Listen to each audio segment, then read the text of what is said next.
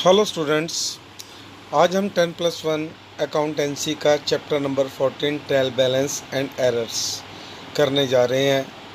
और आज का हमारा टॉपिक है अशुद्धियों के प्रकार का वर्णन करें। एरर्स। Let's start. सभी एरर्स को निम्न दो भागों में बांटा जा सकता है। ए, ट्रायल बैलेंस पर प्रभाव डालने वाली अशुद्धियाँ अथवा ट्रायल बैलेंस द्वारा प्रकट होने वाली अशुद्धियाँ। बी, ट्रायल बैलेंस पर प्रभाव न डालने वाली अशुद्धियाँ अथवा ट्रायल बैलेंस द्वारा प्रकट न होने वाली अशुद्धियाँ। तलपट को ट्रायल बैलेंस कहा जाता है। अ, ट्रायल बैलेंस पर प्रभाव डालने वाली अशुद्धियाँ अथवा ट्रायल बैलेंस द्वारा प्रकट होने वाली अशुद्धियाँ।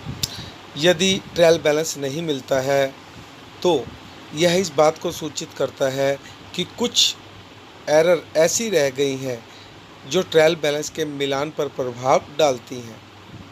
फिर अकाउंटेंट इन एरर्स की खोज शुरू करेगा और ये अशुद्धियाँ खातों की जांच पड़ताल से प्रकट हो जाएंगी। अतः इन्हें ट्रायल बैलेंस से प्रकट होने वाले एरर कहा जाता है। ये अशुद्धियाँ निम्नलिखित हैं।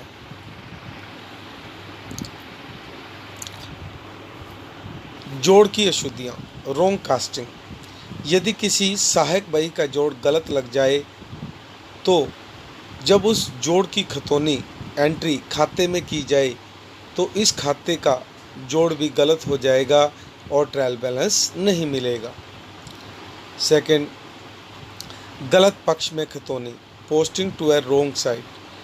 यदि खतौनी करते समय डेबिट पक्ष की रकम की एंट्री क्रेडिट में और क्रेडिट पक्ष की एंट्री क्रेडिट में कर दी जाए तब भी ट्रायल बैलेंस नहीं मिलेगा।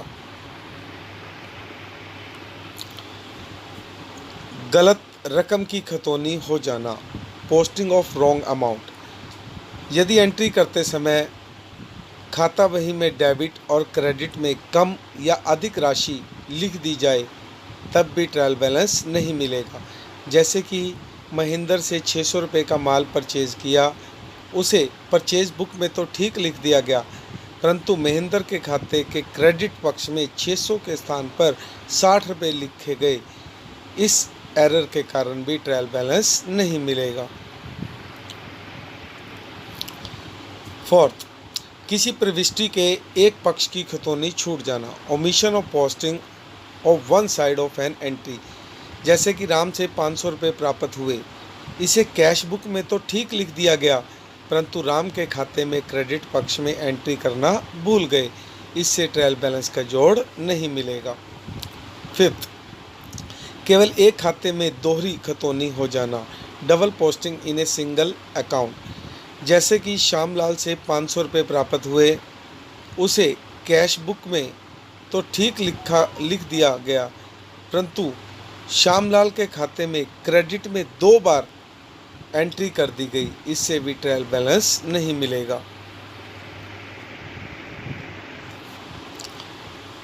सिक्स्थ, खाता बही के खातों के जोड़ करने और शेष निकालने में अशुद्धि हो जाना, error of totalling and balancing of accounts in the ledger. खाता बही में खोले गए खातों के डेबिट और क्रेडिट पक्ष का जोड़ करने अथवा शेष निकालने में अशुद्धि हो जाती है।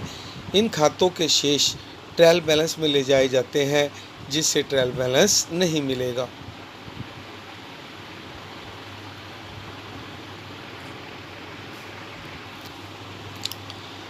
बी, ट्रायल बैलेंस पर प्रभाव न डालने वाली अशुद्धियाँ या ट्रायल बैलेंस द्वारा प्रकट न होने वाली अशुद्धियाँ।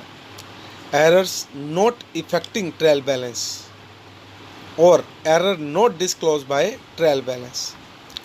ट्रायल बैलेंस तैयार करने का मुख्य उद्देश्य लेखा पुस्तकों की शुद्धता की जांच करना होता है, परंतु ट्रायल बैलेंस के दोनों पक्षों का जोड़ आपस में मिल जाने का अर्थ यह नहीं है कि लेखा पुस्तकों में कोई भी अशुद्धि नहीं हुई। कई बार अशुद्धियाँ होते हुए भी ट्रायल बैलेंस के दोनों पक्षों का जोड़ आपस में मिल जाता है। अतः यह कहना बिल्कुल ठीक है कि ट्रायल बैलेंस लेखा पुस्तकों की शुद्धता का पक्का प्रमाण नहीं है। ऐसी अशुद्धियाँ जिनके रहते हुए भी ट्रायल बैलेंस मिल जाता है अथवा जिनका ट्रायल बैलेंस के मिलान पर कोई प्रभाव नहीं पड़ता, निम्नलिखित हैं। इन्हें ट्रायल बैलेंस की सीमाएं भी कहा जाता है। फर्स्ट, भूल की अशुद्धियाँ, एरर ऑफ ओमिशन। यदि किसी लेन देन को जर्नल में या सहायक बही में बिल्कुल ही ना लिखा जाए, उसे भूल की अशुद्धियाँ कहते हैं। ऐसी अशुद्धियों का ट्रायल बैलेंस के मिलान पर कोई प्रभाव नहीं पड़ता, क्योंकि इसका लेखन ना तो खाते के डेबिट में होता है और ना ही खाते के क्रेडिट में होता है। सेकंड, हिसाब की अशुद्धियाँ, एरर ऑफ कमीशन। यदि जर्नल में या किसी सब्सिडरी बुक में किसी अशुद्ध राशि से लेखा हो जाए और लेखा बही में खतौनी भी, एंट्री भी उतनी ही राशि से हो जाएगी और ट्रायल बैलेंस का जोड़ मिल जाएगा। जैसे कि राम को 420 रुपये का माल बेचा, परंतु गलती से जर्नल में 240 रुपये की प्रविष्टि बन गई।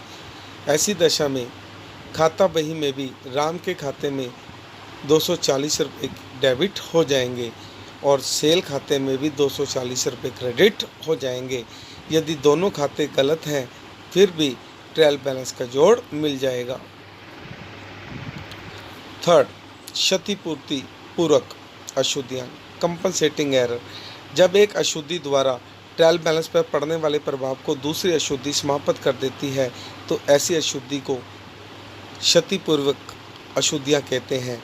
जैसे कि अनिल के खाते में 500 रुपये डेबिट करने के बजाय 50 रुपये डेबिट कर दिए गए और सुनील के खाते में 50 रुपये डेबिट करने के बजाय 500 रुपये डेबिट कर दिए गए।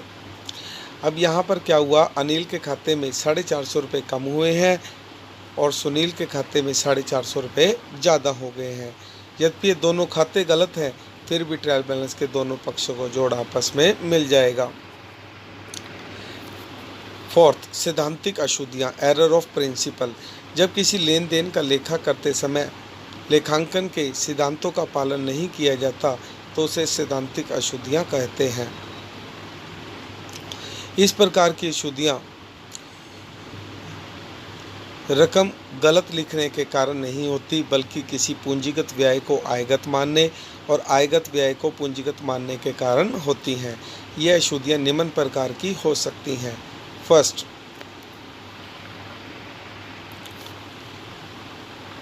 जब किसी पूंजीगत व्यय को आयगत व्यय मानकर पुस्तकों में लेखा कर दिया जाए, जैसे कि फर्नीचर के क्रय को फर्नीचर के खाते में डेबिट न करके परचेज के खाते में डेबिट कर दिया जाए अथवा भवन की वृद्धि पर किए गए व्यय को भवन खाते की जगह मरम्मत खाते में डेबिट कर दिया जाए, तब भी ट्रायल बैलेंस मिल जाएगा। सेकंड, जब किसी आयगत व्यय को पूंजीगत व्यय मानकर पुस्तकों में लेखा कर दिया जाए, जैसे कि पुरानी मशीन की मरम्मत के व्यय को मशीन खाते में डेबिट कर दिया जाए, इससे भी ट्रायल बैलेंस का टोटल मिल जाएगा। लास्ट, गलत खाते में खतौनी की अशुद्धि, error of posting in wrong account. यदि प्रारंभिक लेखों की पुस्तकों में पोस्टिंग करते समय किसी गलत खाते में किंतु सही पक्ष में सही साइड में पोस्टिंग कर दी जाए तो इस अशुद्धि से ट्रायल बैलेंस के मिलान पर कोई प्रभाव नहीं पड़ेगा। जैसे कि राम को माल उधार बेचा किंतु उसे श्याम के खाते में डेबिट कर दिया जाए। ऐसी दशा में राम और श्याम दोनों के खाते गलत हैं, परंतु ट्रायल बैलेंस पर इसका कोई प्रभाव नहीं पड़ेगा। आई होप सभी को वीडियो पसंद आई होगी। अगर आपको वीडियो पसंद आई है तो प्लीज़ लाइक और शेयर ज़रूर करें।